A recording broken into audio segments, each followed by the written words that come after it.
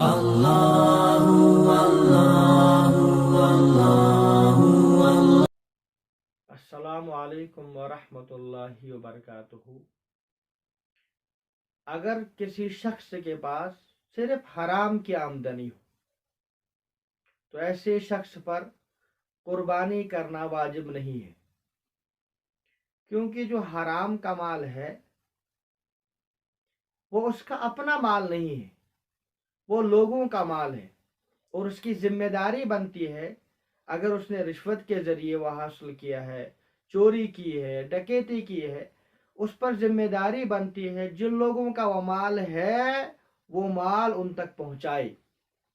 اور قربانی کا مقصد ہوتا ہے اللہ تعالیٰ کی رضامندی حاصل کرنا، رسول اللہ صلی اللہ علیہ وسلم کی سنت کو زندہ کرنا، اللہ تعالیٰ کی خوشنودی حاصل کرنا۔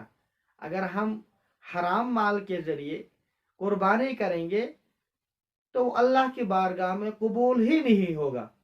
لہذا جو شخص صرف حرام آمدنی کے ذریعے اپنا روپیہ پیسہ کماتا ہو تو ایسے شخص پر قربانی کرنا واجب نہیں ہے، بشرطے کہ اس کے پاس دوسرا کوئی حلال ذریعہ آمدنی نہ ہو۔ اگر اس کے پاس حلال کا پیسہ ہے، حلال کا روپیہ ہے، اس حرام کے علاوہ جس کے ذریعے وہ صاحب نصاب بن جاتا ہے، تو ایسے شخص پر قربانی کرنا واجب اور ضروری ہے۔ اللہ تعالی ہمیں حرام کمانے سے بچائے، حلال کھانے کی توفیق عطا فرمائے، اور اللہ تعالی ہماری قربانیوں کو اپنی بارگاہ کے اندر قبول فرمائے۔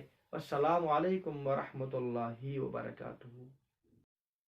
اللہ اللہ اللہ۔